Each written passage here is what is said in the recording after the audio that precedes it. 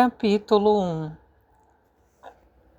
Fui morar na livraria Morissac no início do verão e fiquei até o comecinho da primavera do ano passado. Instalei-me num quartinho vazio do andar de cima, um espaço úmido e mal iluminado, rodeado pelo permanente cheiro de mofo dos livros velhos. Passava meus dias como que soterrada em livros. Mas acho que nunca vou esquecer dos dias que passei ali. É que foi aquele sebo de livros que me mostrou como começar a viver de verdade. Sem os dias que passei ali, minha vida não seria repleta de cores, de sabores, das mais diversas sensações. Teria sido insípida, monótona e solitária. É um lugar que eu nunca esquecerei, um lugar muito importante para mim. Esta é a minha livraria Morissac.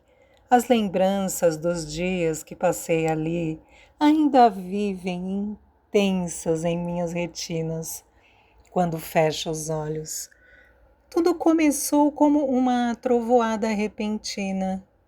Foi tudo tão de repente que uma chuva de sapos caindo do céu não teria me espantado tanto. Um belo dia, Hideaki, que eu estava namorando havia quase um ano, se virou para mim e do nada me disse: "Eu vou me casar." Ao ouvir aquilo, a primeira coisa que me aconteceu foi minha cabeça se encher de pontos de interrogação. Teria sido mais fácil de entender se ele tivesse perguntado: "Casa comigo?" Pensei. Até mesmo "Estou pensando em casamento" teria sido menos esquisito. Mas aquele "eu vou me casar" me soou muito estranho. As palavras haviam sido mal escolhidas, afinal, um casamento é um contrato bilateral, resultado de um acordo entre duas pessoas. A frase me pareceu muito descuidada. Também o tom não me agradou. Ele disse aquilo com a despreocupação de quem comunica haver encontrado uma moeda de 100 ienes na calçada. Era uma noite de verão, uma sexta-feira em meados de junho. Estávamos jantando no último andar de um arranha-céu em Shinjuku, um dos bairros do centro de Tóquio, com muitos bares e restaurantes.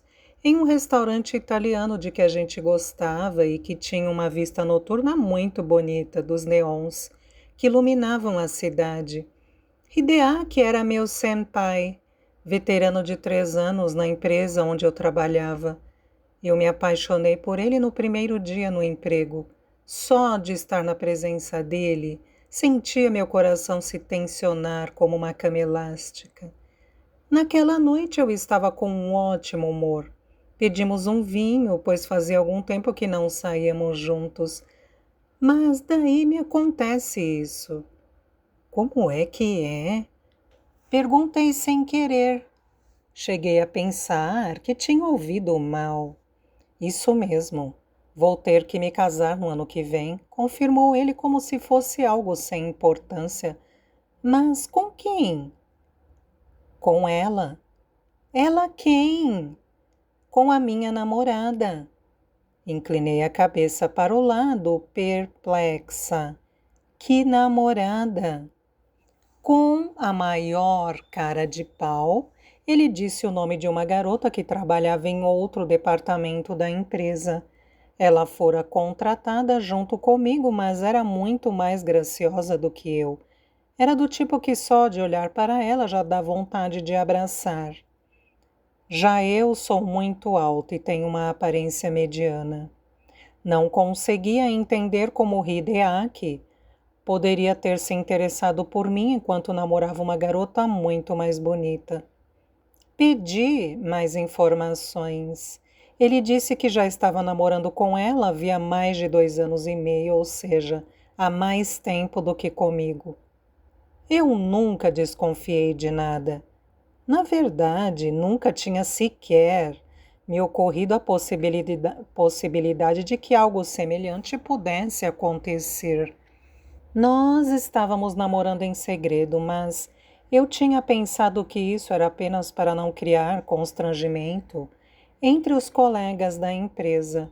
Mas parece que, na verdade, ele nunca teve a intenção de namorar comigo a sério, estava apenas se divertindo. Fiquei sem saber se eu é que sou muito burra ou se ele é que é um idiota. Seja como for, as suas respectivas famílias já se conheciam e a data do noivado já estava marcada para o mês seguinte. Comecei a ficar tonta. Era como se dentro da minha cabeça tivesse um monge budista fazendo soar um enorme sino de bronze. Ela queria se casar em junho, mas para este ano já não dá mais tempo. Então, ficou para o ano que vem. Fiquei ali abobada ouvindo aquelas palavras todas saindo da boca dele. Consegui murmurar: "Ah, é mesmo? Parabéns!" Eu mesma me espantei de ter dito aquilo. "Valeu, mas não se preocupe, Takako. Podemos continuar nos vendo de vez em quando", disse ele e sorriu. Ele tinha sempre aquele sorriso desavergonhado, um sorriso de grande esportista. Se eu tivesse em um dramalhão, esse seria o momento de me levantar e ir encher a cara de vinho em algum outro lugar. No entanto, eu sempre fui do tipo que não sabe expressar suas emoções. Preciso ficar sozinha, refletir bastante, até entender o que estou sentindo de verdade. Além do que, o monge da minha cabeça estava tocando o sino alto demais. Despedi-me dele meio anestesiada e voltei para casa sozinha. Passado algum tempo, consegui aos poucos me acalmar. Então, a tristeza aflorou com uma velocidade impressionante. Não era raiva, era puramente tristeza. Uma tristeza tão intensa que chegava a ser uma presença, como se eu pudesse tocá-la.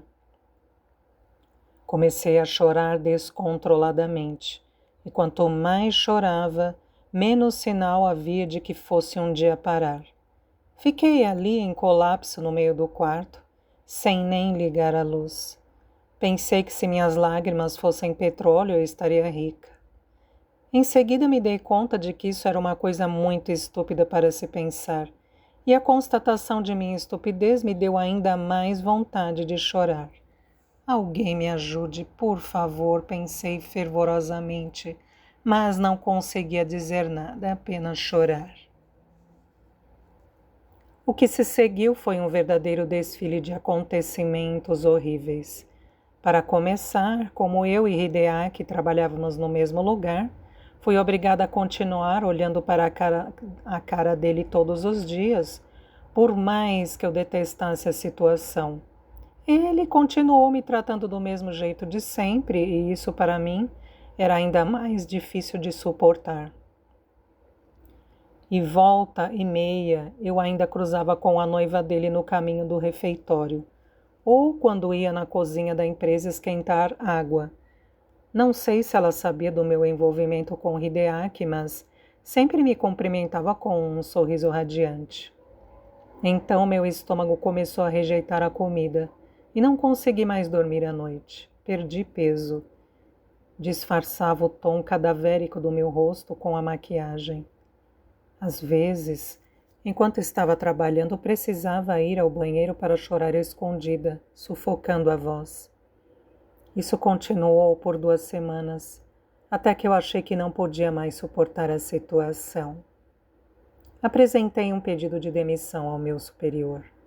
No meu último dia de trabalho na empresa, Hideaki veio se despedir e me disse alegremente: "Agora que você não trabalha mais aqui, vamos sair para comer alguma coisa um dia desses."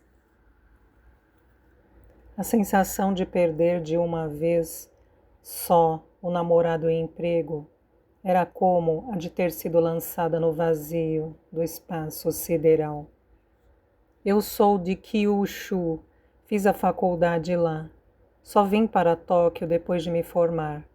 Tirando os colegas de trabalho, não conhecia quase ninguém na cidade. Não sou muito sociável, então não criei intimidade com nenhum dos meus conhecidos. Em Tóquio não tinha nenhum amigo de verdade. Pensando bem, os 25 anos que eu vivera ali, até ali, haviam sido bem mais ou menos. Era de uma família mais ou menos bem de vida, estudar em uma universidade mais ou menos, encontrar emprego em uma empresa mais ou menos. Estava preparada para viver uma vida mais ou menos e até aceitava bem a ideia. Nunca conhecera o auge da felicidade, mas ao menos também nunca fora extremamente feliz, infeliz. Essa fora a minha vida até então. Diante da mesmice da minha vida, o meu encontro com Hideaki fora um acontecimento extraordinário. Eu nunca fui de ir ativamente atrás das coisas e, só de pensar que estava namorando alguém de quem eu gostava tanto, a coisa toda me parecia quase um milagre. Foi, em parte, por isso que o meu choque foi tão grande.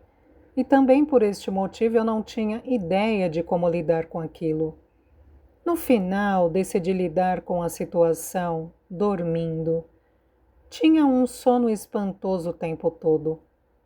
Isso era provavelmente meu corpo tentando encontrar uma maneira de fugir da realidade. Mal me deitava no futon, já pegava no sono. Era como se o meu diminuto quarto fosse o espaço sideral de um astronauta só. Dormi por dias e dias, sem parar. Mais ou menos um mês se passou assim. Certa noite acordei e vi que meu celular, que eu deixara ao Deus dará todo esse tempo, tinha uma nova mensagem de voz. Não me lembrava de ter visto aquele número antes, mas resolvi verificar a mensagem. Ouvi uma voz alegre que dizia: Takako-chan, quanto tempo? Você está bem? Sou eu, o Satoru. Estou ligando da livraria. Quando puder, mande notícias. Opa, chegou um cliente, até mais. Inclinei a cabeça, tentando lembrar que Satoru era aquele. Quem será? Pensei. Não fazia a mínima ideia. Não era engano, porque o homem dissera Takako-chan. E que história era aquela de livraria?